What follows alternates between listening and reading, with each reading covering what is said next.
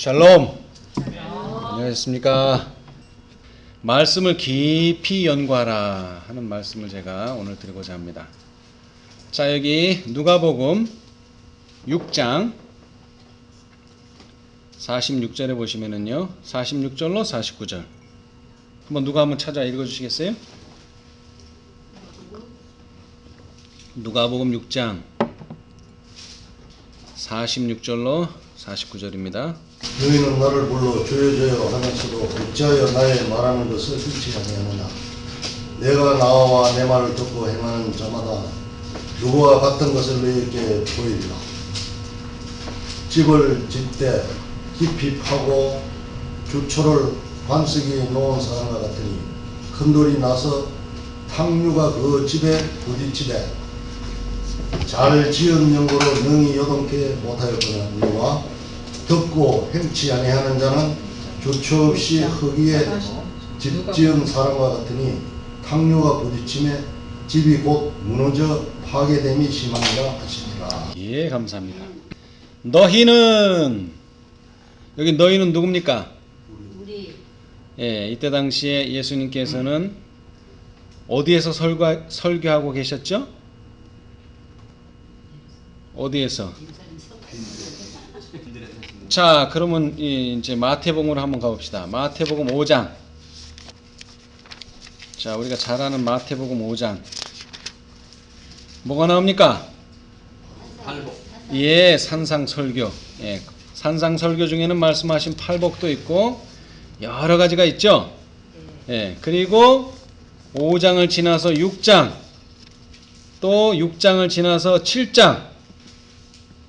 이게 다 어디서 하신 말씀입니까? 예, 산상에서 하신 설교. 그리고 제일 마지막에 하신 말씀이 뭐예요? 이 말을 듣고 행치 아니하는 자는 그 집을, 그 위에서부터 읽어야 되겠네요. 그러므로 누구든지 나의 이 말을 듣고 행하는 자는 그 집을 반석 위에 지은 지혜로운 사람 같으리니. 7장 24절. 비가 내리고 창수가 나고 바람이 불어 그 집에 부딪히되 무너지지 아니하나니 이는 주초를 반석 위에 놓은 연고요. 나의 이 말을 듣고 행치 아니하는 자는 그 집을 모래 위에 지은 어리석은 사람 같으리니 비가 내리고 창수가 나고 바람이 불어 그 집에 부딪힘에 무너져 그 무너짐이 심하니라. 성경은 산상보훈을 다 마치신 후에 예수님께서는 이 말씀이 곧 너의 무엇이 될 것이다. 여러분의 신앙생에, 여러분의 인생의 기초가 된다. 이 말씀을 행하는 자는 어디 위에 집을 짓는다고요? 반석 위에 집을 짓는다. 그런데 화이트부인은 뭐라고 말했어요? 이 시대를, 오늘날 2013년을 뭐라고 얘기했습니까? 흔들림의 시대다. 흔들림의 시대. 그럼 왜 사람들이 흔들립니까? 예, 기초가 없어서 그래. 다른 거 아니에요. 기초가 없어서. 그러면 이 라오디게아 시대에 왜 기초가 없어요? 아는 건 많은데 뭐가? 실천하는 거는 별로 없어요. 아는 건 많은데 그 말을 듣고 행하는 자는 뭐라고요? 반석 위에 세우는 것이다. 그러나 그 말을 듣고 행치 아니하는 자는, 여기 누가복음을 빌리자면 뭐라고 그랬죠? 주초 없이 흙 위에 주초 없이 흙 위에다가 그냥 짓는다 이거예요. 뿌리 없이, 그러니까 기초 없이 짓는다는 거예요. 요즘 집을 지으면요, 제일 중요한 게 기초입니다. 예를 들어서 3층 빌딩을 짓는다. 그럼 기초를 얼마를 파야 돼요? 최소한 지하 1층은 들어가야 돼요. 지금 우리나라에서 제일 높은 빌딩이 뭡니까? 63 빌딩이죠. 63 빌딩의 기초는 얼마 될 것 같아요? 예, 지하로 한 10층 이상 들어가야 되겠죠. 그렇죠? 왜냐하면 이 지상에 나와 있는 게 높으면 높을수록 뿌리가 튼튼해야 된단 말이에요. 특히 여의도는 어떤 곳입니까? 네, 모래로 돼 있어요.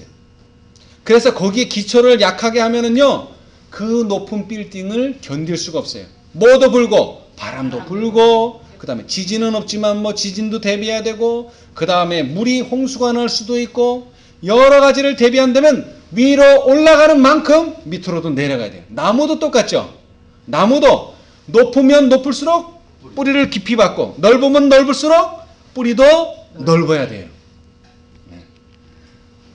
그런데 안타깝게도 우리 재림교회는 1844년 무슨 운동으로 시작을 했습니까? 재림운동으로 시작했어요. 그랬는데 이 재림운동이 재림으로 끝을 내야지 이게 맞는 이야기죠. 예수님이 오신다 그랬으니까 와셔야지 이게 딱 맞는 얘기 아니에요. 근데 오셨어요? 안 오셨어요? 안 오셨어요. 왜 안 오셨어요? 때가 아니라서. 예, 때가 아니라서 안 오신 것도 있고 또 하나는 뭐예요? 세상 자체가 준비가 안 됐어요. 오시면은 뭘 하셔야 되는데 오시기 전에 이 세상을 심판하셔야 되는데 심판할 준비가 되지 않은 거예요. 예, 다시 말하자면 오늘날 제7일 안식일 예수 재림교회는요 이 재림운동으로 시작했지만 지금 우리가 해야 될 일은 재림운동에다가 추가되어야 될 일이 있다는 것입니다. 그것이 제7일 안식일 예수 재림교회와 우리와의 차이점이에요. 그것이 무엇입니까? 그것이 뭐예요? 바로 부흥과 개혁입니다. 부흥과 개혁. 그런데 재미있게도요 1844년이 되기 전에 윌리엄 밀러가 어떻게 이 재림운동을 이끌어냈습니까? 어떻게 재림운동을 이끌어냈어요? 어떻게 예수님이 재림한다는 걸 알아냈어요? 물론 연구하다가 했어요. 연구 안 하면 이것도 안 나오죠. 연구를 했는데 뭐 연구하다가? 2300주야를 연구하다가 2300주야까지니 그때에 성소가 정결케 되리라. 그럼 성소는 무엇이냐? 그것은 이 땅이다. 이 땅을 정결케 한다는 것은 이 땅을 심판하신다는 뜻이다. 그럼 이 땅을 심판하시면 무슨 일이 있느냐? 예수님이 재림하러 오신다.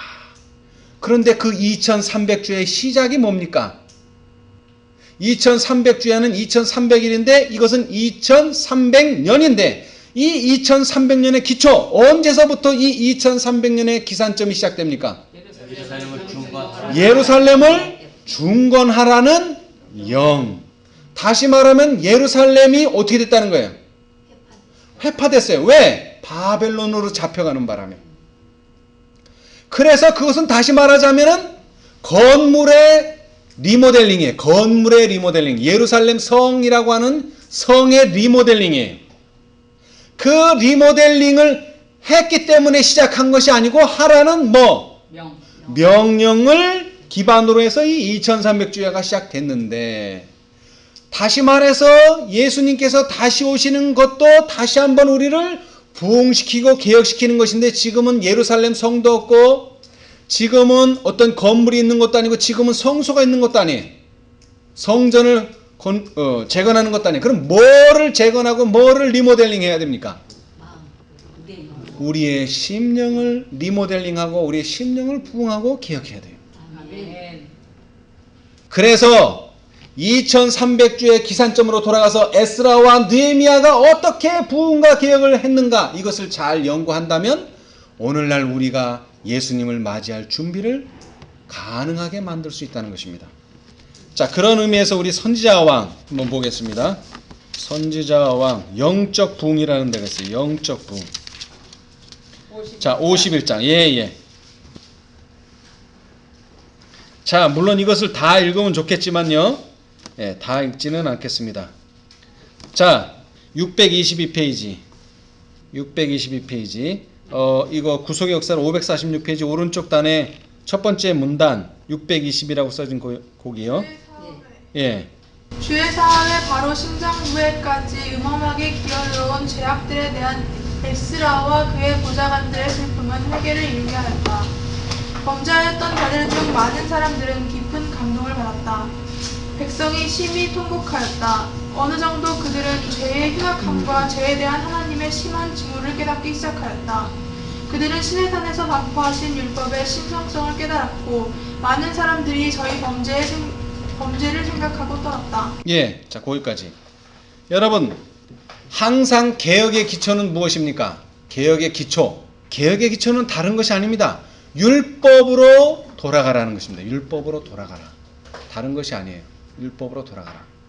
다시 말하면 하나님의 말씀으로 돌아가라. 말씀으로 돌아가라예요. 자, 그런데 여기에 보니까 주의 사업의 바로 어디에서?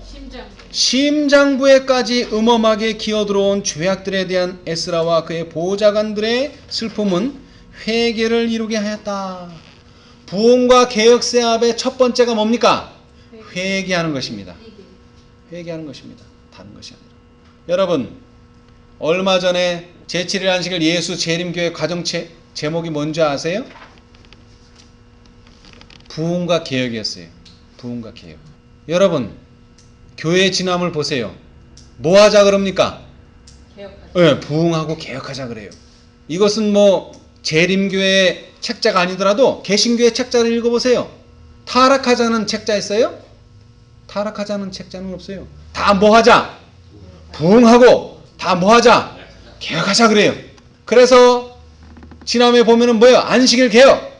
시작하는 시간을 엄수하고 뭐도 하고 실천상을 쫙 해놨어요. 그거 실천하면 개혁이 될까요? 물론 정신개혁을 해야죠. 정신개혁을 해야 되는데 원인은 그것을 안 지키기 때문이 아닙니다. 원인이 안 지키기 때문이라면 그거 지키면 개혁이 되죠. 그죠? 원인은 어디에 있어요? 원인은 1888년으로 돌아가야지 원인이 나와요. 하나님의 기별을 무시한 죄, 그리고 그 전하는 기별자들을 조롱한 죄, 이것을 회개해야 돼요. 그리고 더 나아가서는요, 그 기별을 받아들이고 말씀대로 산 사람들을 출교한 죄, 그 죄를 깨닫지 못하고 회개하지 않는 한 절대로 이 재림교회 안에는 부흥하고 개혁할 수가 없습니다. 여기도 그랬잖아요. 어떻게 그 개혁 사업이 이루어졌느냐? 회개하는 일에서부터 시작했다. 무슨 회개? 심장부에서부터 그 일이 시작됐어요. 참석한 사람 중에 스가냐라 이름하는 자는 에스라가 말한 말이 모두 참됨을 고백하였다. 그는 자복하기를 우리가 우리 하나님께 범죄하여 이 땅 이방 여자를 취하여 아내를 삼았으나, 이게 뭡니까? 간음이에요. 다른 게 아니에요. 간음. 영적 간음. 이스라엘에게 오히려 소망이 있나이다고 하였다. 스가냐는 범죄한 사람들은 모두 저희 죄를 버리고 율법대로 판결을 받도록 하나님으로 더불어 언약을 세우자고 제의하였다. 자, 여러분, 제가 이런 이야기를 들은 적이 있습니다. 어떤 학생이요, 지금 중간고사가 끝났는데 조금 있으면 이제 기말고사를 볼 겁니다. 12월 초가 되면은. 기말고사를 보다가 시험 공부를 너무 안 해서 컨닝을 한 거예요. 근데 그게 너무 양심의 가책이 받아가지고 교수를 찾아가서, 교수님, 제가 컨닝을 했습니다. 용서해 주십시오. 그래? 그래, 고맙다. 네가 그런 고백을 하니. 그러나 너는 컨닝을 했기 때문에 F다. 빵점이다. 그랬더니 그 학생이 뭐라 그랬느냐 하면은, 아니 교수님, 제가 이렇게까지 고백을 했는데 왜 F를 주십니까? 그래서 조금은 주셔야지. 고백을 했는데 그게 진정한 고백입니까? 아니에요. 진정한 고백은 뭐예요? 교수가 내리는 처분에 달게 받는 게 정말로 진정한 회개의 경험인 거예요. 그래요, 안 그래요? 그게 진정한 회개예요. 그런데 오늘날 회개하는 사람들이 어떻게 합니까? 내가 이만큼 회개했으니까 당신이 이걸 주셔야 되지 않습니까? 요구하고 있다면 요구가 아니에요. 잃어버린 아들이 탕자가 돌아왔을 때, 자, 나를 아들로 써주십시오. 이게 그의 요구입니까? 저를 종으로 삼아 주십시오. 그런데 감사하게도 그 아버지가 어떻게 했어요? 아니다 아들아, 너는 내 아들인다. 잃어버렸다가 다시 찾았다. 그랬더니 불만자가 누구예요? 큰아들. 뭐만 하고 왔는데, 가서 돈 다 쓰고 왔는데 그 돈 다 쓰고 온 애를 위해서 잔치를 벌여주다니. 나는 당신을 위해서 열심히 일했는데 나를 위해서는 잔치도 안 해주고. 은혜라고 하는 것은요, 이치에 맞지 않아야 은혜가 됩니다. 타산적으로 되면 그건 은혜라고 할 수가 없어요. 내가 받을 수 있는 걸 당연히 받는데 그게 무슨 은혜예요? 받을 수 있는 것을, 받을 수 없는 것을 받게 해주거나 못 받게 될 때 그것이 바로 뭐가 되는 거예요? 은혜가 되는 거예요. 자, 그는 에스라에게 고하기를 이는 당신의 주장할 일이니 일어나소서 우리가 도우리니 힘써 행하소서라고 하였다. 이에 에스라가 일어나 제사장들과 레위 사람들과 온 이스라엘에게 이 말대로 행하기를 맹세하게 하매 무리가 맹세하는지라. 이 일은 놀라운 무엇의? 개혁의 시작이었다.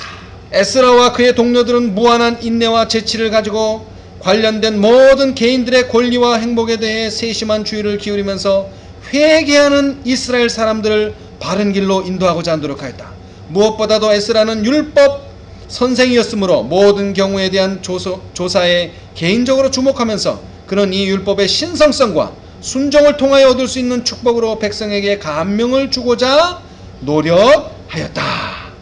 에스라가 일하는 곳에서는 어디에나 뭐요? 성경 연구의 부흥이 일어났다. 백성을 가르칠 교사들이 임명되었고 여호와의 율법은 높임과 명예를 얻었다. 예언서들을 연구하였고 메시아의 오심에 대해 예언한 구절들이 마음이 슬프고 피로한 많은 사람들에게 희망과 안위를 주었다. 에스라가 여호와의 율법을 연구하여 준행하기로 결심한 지 거의 2000년 이상이 지났으나 시간의 경과가 그의 경건한 모본의 가마를 감소시키지 아니하였다. 여러 세기를 통하여 그의 헌신적인 생애의 기록은 많은 사람을 감동시켜서 여호와의 율법을 연구하여 준행하기로 결심하게 하였다. 에스라의 동기는 높고도 거룩하였으며 그가 행한 모든 일에 있어서 그는 영혼에 대한 깊은 사랑에 의하여 행동하였다. 고의로 범하였든지 알지 못하고 범하였든지 간에 범죄한 사람들에게 에스라가 나타낸 동정과 친절은 개혁을 일으키고자 하는 모든 사람에게 한 실물 교훈이 될 것이다. 뭐라고요? 실물교훈. 뭐에 대한 실물 교훈? 여러분 잘 들어보세요. 고의로 범하였든지 그죠? 알지 못하고 범하였든지 간에 범죄한 사람들에게 에스라가 나타낸 뭐? 동정과 친절은 무엇을 일으켰다고요? 개혁을 일으켰다는 것입니다. 왜냐? 뭐부터 시작하라 그랬어요? 회개부터 시작하라 그랬어요. 근데 회개한 영혼을 우리가 동정하지 않는다면 어떻게 이 회개가 유지될 수 있으며 어떻게 이 개혁이 시작될 수 있습니까? 하나님의 종들은 의의 원칙들이 관계되어 있는 한 반석처럼 굳게 서야 하지만 뭐라고요? 동시에 그들은 뭐예요? 동정과 관용을 나타내어야 한다. 그들은 에스라처럼 모든 옳은 일의 기초가 되는 원칙들을 가르쳐주므로 범죄자들에게 생활 방법을 가르쳐야 한다. 자, 그러나 잘 보세요. 사단이 여러 가지 방법을 통하여 하나님의 율법이 요구하는 의무들에 대하여 남녀들의 눈을 멀게 하고자 노력하고 있는 이 시대에 많은 사람들로 하여금 우리 하나님의 명령을 듣고 떨게 할 수 있는 사람들이 필요하다. 범죄자들로 하여금 크신 입법자에게 향하도록 하고 그들에게 여호와의 율법은 완전하여 영혼을 뭐하게? 소생케 한다는 것을 가르칠 참 개혁자들이 필요하다. 성경에 능한 사람, 그들의 모든 말과 행동이 여호와의 법도를 높이는 사람, 믿음을 굳게 하고자 노력하는 사람이 필요하다.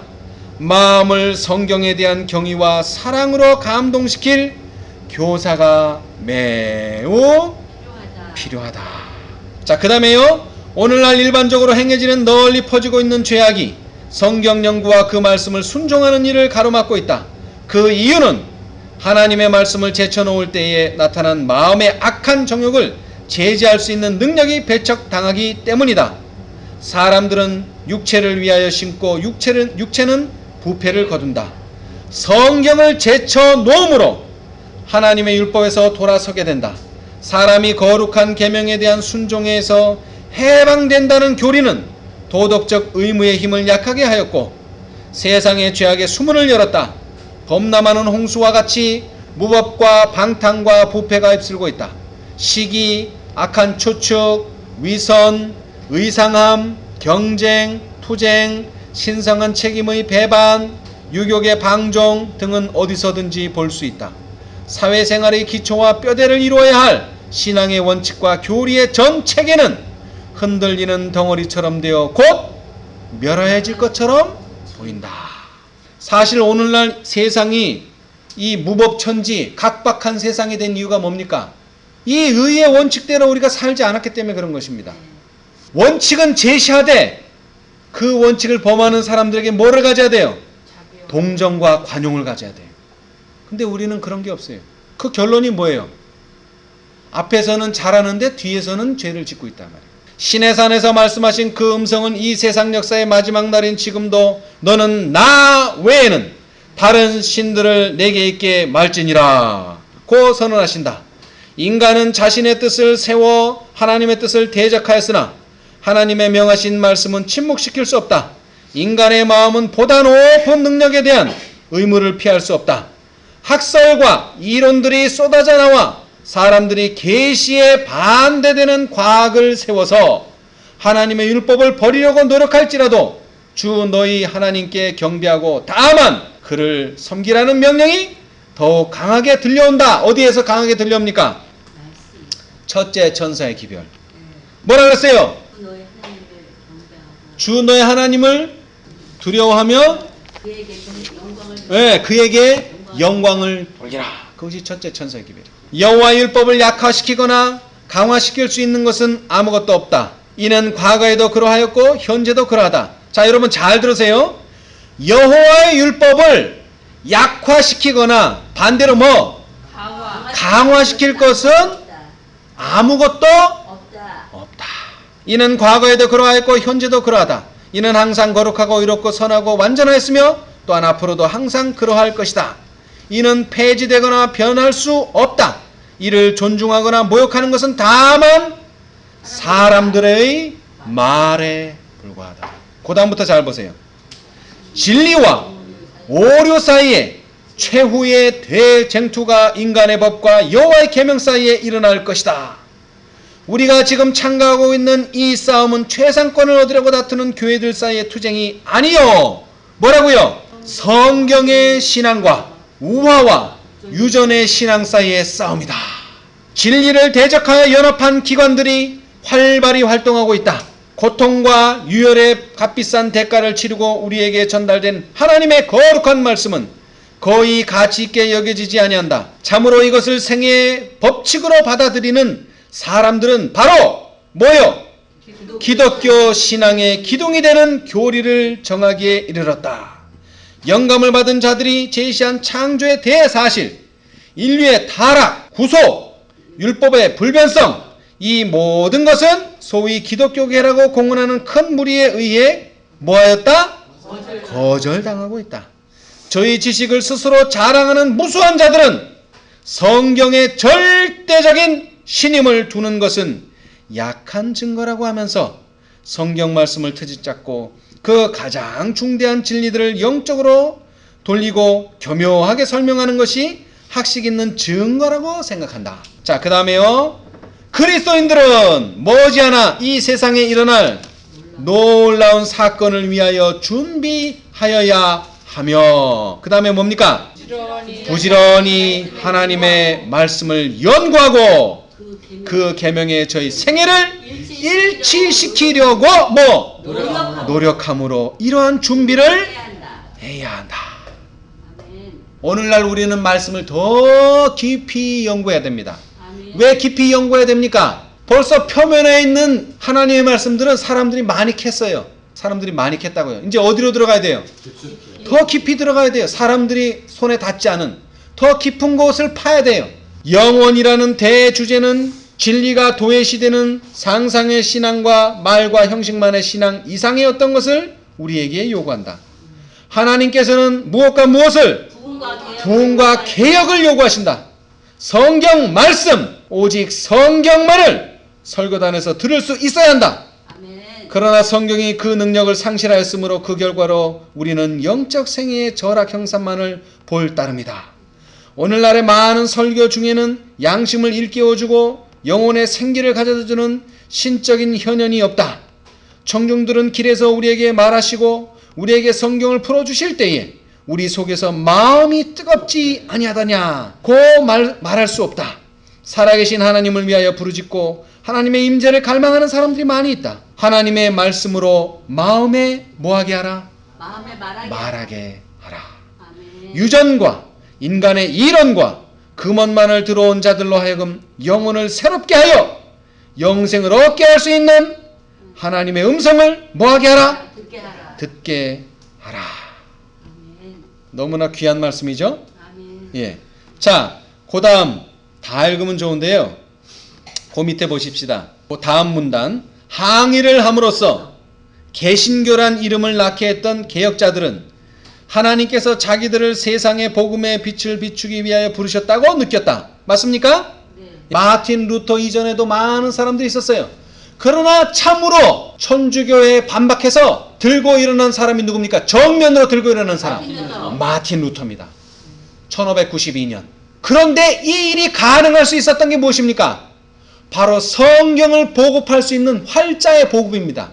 그전에는 성경을 보고 싶어도 볼 수가 없어요. 왜? 종이로 막 인쇄돼서 나오는 것이 아니니까. 밖에서는 볼 수 있지만은 인쇄가 없었어요. 그런데도 감사하게 마틴 루터가 어느 나라 사람이에요? 독일 사람. 그런데 이 활자가 어디서 개발됐어요? 독일에서 개발된 거예요. 그래서 이 루터는 무슨 일을 했습니까?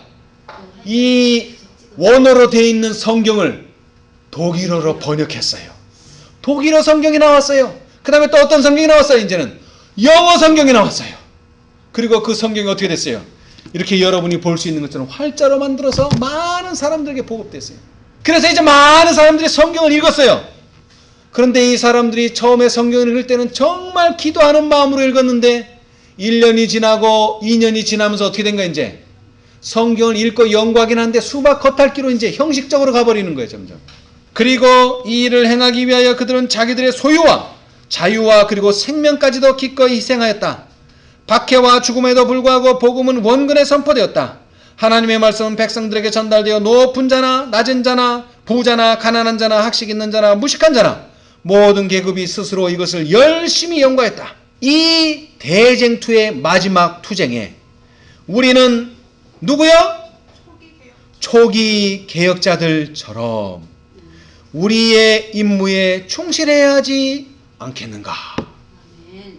여러분 어떠십니까? 초기의 개혁자들처럼 되기를 원하십니까? 아멘. 14만 4천인은 바로 이러한 사람들을 예표하고 있는 것입니다. 그냥 나 혼자 구원 얻고 나 혼자 하나님 뜻대로 사는 것이 아닙니다.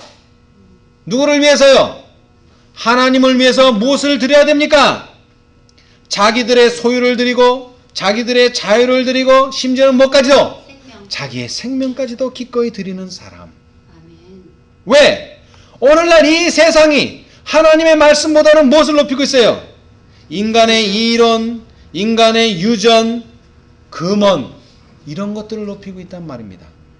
그러나 우리는 어디로 돌아가야 합니까? 말씀으로 돌아가. 성경으로 돌아갑니다. 말씀으로 돌아가야 합니다. 자, 우리 각시대 대쟁투. 여러분, 대쟁투 총소가 몇 권입니까? 몇 권이에요? 우리 한국어는 10권인데 사실은 5권입니다. 영어로는 5권이에요. 자, 뭐가 제일 처음에 시작합니까? 부조와 선지자. 그 다음 선지자 왕. 그 다음에는요 시대의 소망. 그 다음에는요 사도행적. 그 다음에는요 각시대의 대쟁투. 이렇게 5권이 대쟁투 총서예요. 저기에 있는 도표가 바로 이 5권에 의해서 만들어진 거예요. 구속의 7천년사가 바로 이 5권 속에 다 들어있는. 성경이 뭡니까? 창세기로부터 계시록까지 있듯이 부조와 선지자로부터 마지막 각시대 대쟁투까지가 뭐라고요? 계시록까지 다 설명이 되어 있어요. 그런데 이 책의 모든 서문들이 다 화입부인의 글이 아닙니다. 오직 한 권만이 화입부인의 서문이 들었어요. 그 책이 어느 책입니까? 각시대 대쟁투에 있는 서문만이 화입부인이 기록하고 나머지 서문은 다른 사람들이 기록했어요. 자, 오늘 그 서문을 보도록 하겠습니다. 자, 우리 1377페이지. 아니, 그걸 보기 전에 자, 1380페이지. 거기 뭐라고 돼 있어요? 끝에 왼쪽 단 맨 끝에 LNG Y 그리고 제1장에 나오죠. 그리고 다시 한번 1377페이지를 보세요. 누구의 서문? 엘렌 화이트. 아니, 제목이 뭐예요? 누구의 서문? 저자의 서문. 이것은 이 각시대 대쟁투밖에 없어요. 그 각시대 대쟁투 저자의 서문 화이트 부인의 말씀 가운데, 자, 오른쪽 단 세 번째 줄. 성경은 신분과 직업, 지적, 영적 소양이 크게 다른 사람들로 말미암아 각기 다른 시대에 기록되었기 때문에 그 다루어진 주제의 성격에 있어서는 물론이요 그 문체에 있어서도 크게 다르다. 기자에 따라서 그 표현 방법이 각각 다르며 때로는 같은 진이라도 어떤 기자는 다른 기자보다 그것을 더욱 예리하게 표현한 경우가 있다. 그러므로 몇 사람의 기자가 어떤 문제를 각기 다른 관점과 관계에서 소개하는 경우에 피상적이고 주의성이 없거나 편견을 가진 독자들에게 서로 모순되거나 일치되지 않는 것 같이 생각될지 모르나 밝은 통찰력을 가진 사려 깊고 경건한 연구자는 거기에 존재하고 있는 조화를 발견하게 된다. 예. 자, 제가 지난주에 말씀드렸죠? 나무 목자 하나 쓰면 뭐라 그랬어요? 그냥 나무 한 그루예요. 그러나 그 한 그루가 좀 더 모이면 뭐야? 수풀림.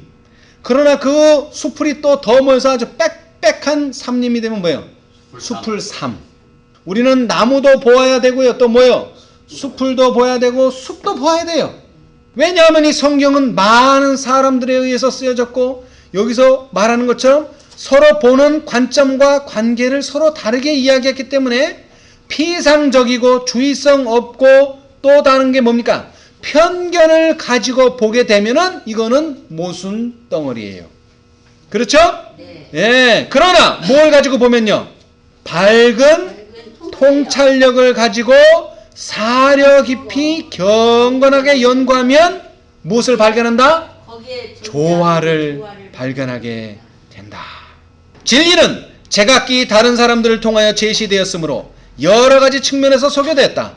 어떤 기자는 한 주제에 어떤 면에서 더 강한 감동을 받고 자기의 체험과 이력과 인신력 등에 부합시켜서 그 문제를 이해하고 있다.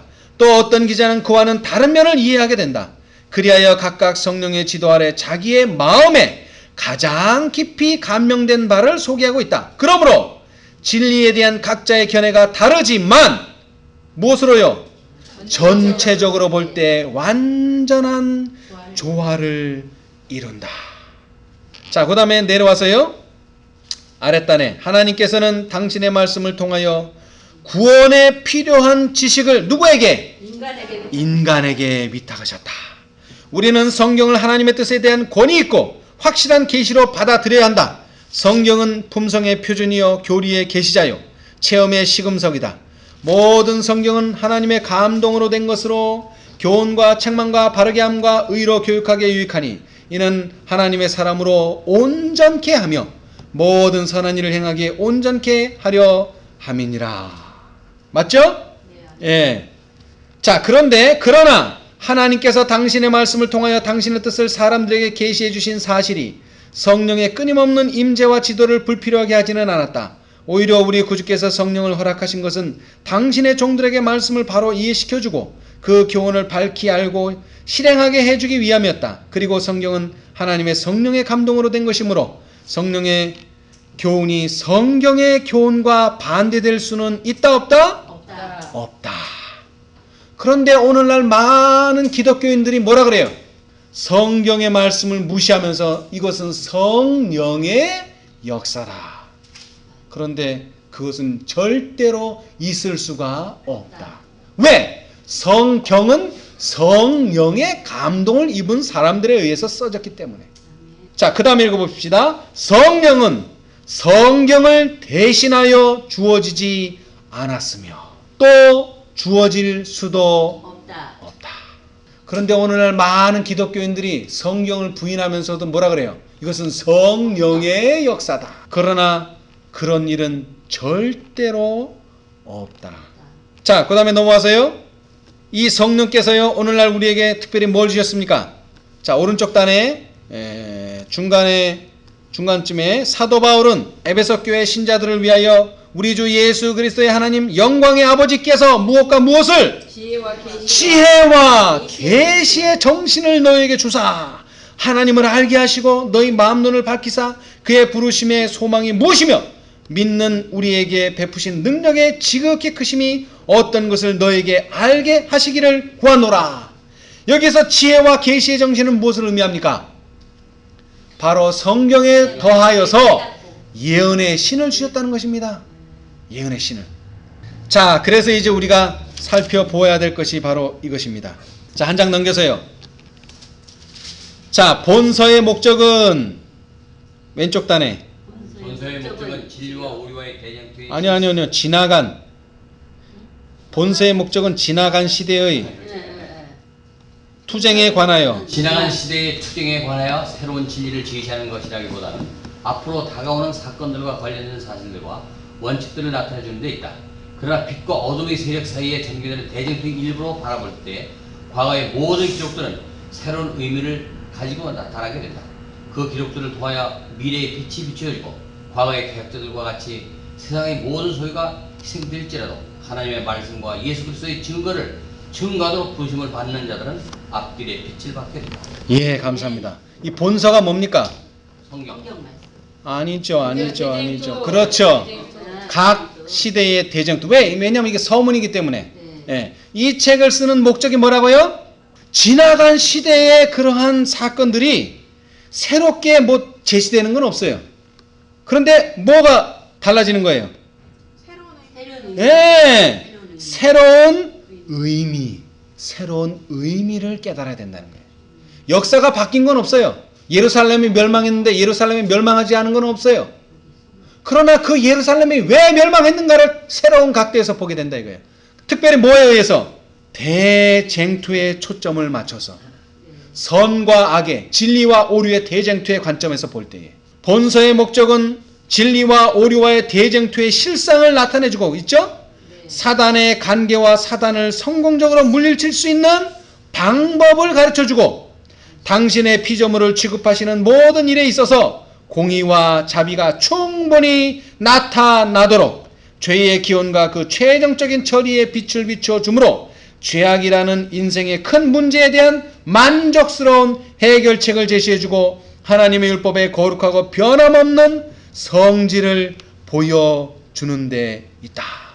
오늘 이제 저는 여러분에게 마지막으로 부탁을 드리고자 합니다. 자, 이제 우리는 이 대쟁투를 보는 사람으로서, 대쟁투를 깨닫는 사람으로서 우리는 어떠한 사람이 되어야 합니까? 개혁자가 되어야 합니다. 아까도 말했다시피. 근데 어떠한 개혁자요? 저는 이 말씀을 여러분 기억하시기 바랍니다. 거기 있죠? 하나님의 말씀과 예수 그리스도의 증거를 증거하도록 부르심을 받은 자. 아멘. 여러분은 누굽니까? 개혁자. 하나님의 말씀과 예수 그리스도의 증거를 증거하도록 부르심을 받은 자. 자입니다. 아멘. 여러분은 누구라고요? 그리스도의 증거를 증거하도록 부르심을 받은 하나님의 말씀과 예수 그리스도의 증거를 증거하도록 부르심을 받은 자. 자. 맞아요? 아멘. 예. 자, 그럼 계시록에 한번 봅시다. 계시록 1장 9절. 계시록 1장 9절. 너희 형제여 예수의 환난과 나라와 성회에 동참하는 하는 자라 하나님의 말씀과 예수의 증거를 인하여 반모라 하는 섬에 있었더니. 예, 감사합니다. 자, 요한이 왜 반모섬에 있게 됐다고요? 하나님의 말씀과 예수의 하나님의 증거를 말씀과 예수의 증거를 인하여 반모섬에 갇히게 됐어요. 그래서 기록한 것이 무엇입니까? 요한계시록. 요한계시록. 자, 요한계시록 다시 19장에 보십시다. 19장 10절. 내가 그 발 앞에 엎드려 경배하려 하니 그가 나더러 말하기를 나는 너와 예수의 증거를 받은 내 형제들과 같이 된 종이니 삼가 그리하지 말고 오직 하나님께 경배하라. 예수의 증거는 태연의 영이라 하더라. 예, 감사합니다. 결국 이 계시록에 나온 모든 것들이 누구에 대한 증거라고요? 예수님에 대한 증거라 그랬어요. 자, 그 증거를 이제 요한은 글로써 요한계시록에 남겼고 우리는 그 글을 보고 있습니다. 또 엘렌 G 화이트는 그 계시를 더 자세히 더 설명해서 우리에게 보여주고 있어요. 그러나 그 계시의 진정한 뜻, 지혜와 계시의 정신을 주신 이유가 뭡니까? 예시. 예, 하나님의 말씀과 예수 그리스도의 증거를 증거하도록 부르심을 받은 자가 이 세상에 나타나서 세상을 환하게 할 때라야만이 이 세상은 끝나고 예수님께서는 재림하게 되실 것입니다. 아멘. 자, 우리 마지막으로 마태복음 24장의 말씀을 읽고 마치겠습니다. 마태복음 24장. 몇 절이요? 예, 몇 절은 제가 찾고 있습니다. 24장 14절? 오! 예. 천국 모든 민족에게 증거되기 위하여 온 세상에 전파되리니 그제야 끝이 오리라. 아멘. 오늘날 많은 사람들이 어디에다 초점을 맞춰요? 복음이 전파하는 일에 초점을 맞춰요. 1000명 선교사도 보내고 뭐도 보내고 막 어디도 보내고. 그러나 사실 이 14절의 말씀의 키 포인트는 어디에 있습니까? 증거되기 위해서 전파되는 거예요. 전파하기 위해서 증거하는 게 아닙니다. 네, 목적은 증거예요. 증거하기 위해서 전파하는 거예요. 전파하기 위해서 증거하는 게 아닙니다. 주객이 전도되고 있어요, 지금. 왜 그렇게 되고 있어요? 하나님의 뜻이 무엇인지를 잃어버렸어요. 주초를 땅속 깊이 박지 않았기 때문에 이 사람들은 분명히 마지막 때에 증거하지 못하고 결국에는 흔들려서 떨어져 나가게 될 것입니다. 그러므로 우리는 뭐 하는 일이에요? 하나님의 말씀과 예수 그리스도의 증거를 증거하는 일에 열심을 내셔야 합니다. 아멘. 왜? 그 일을 위하여 우리가 부르심을 입었습니다. 네. 여러분의 사명을 잊어버리지 마시기 바랍니다. 예수님께서는 여러분을 증인으로 삼기를 원하십니다. 예수님을 대신해서 세상 앞에 세우기를 원하십니다. 우리의 품성으로, 우리의 말과 우리의 행동으로 하나님의 말씀과 예수 그리스도의 증거를 드러내기를 원하십니다. 아멘. 우리 모두가 다 하나님의 귀한 부르심을 받아 이 높은 부르심에 응하게 되시는 저와 여러분이 되시기를 간절히 바라면서 말씀 마치겠습니다. 아멘.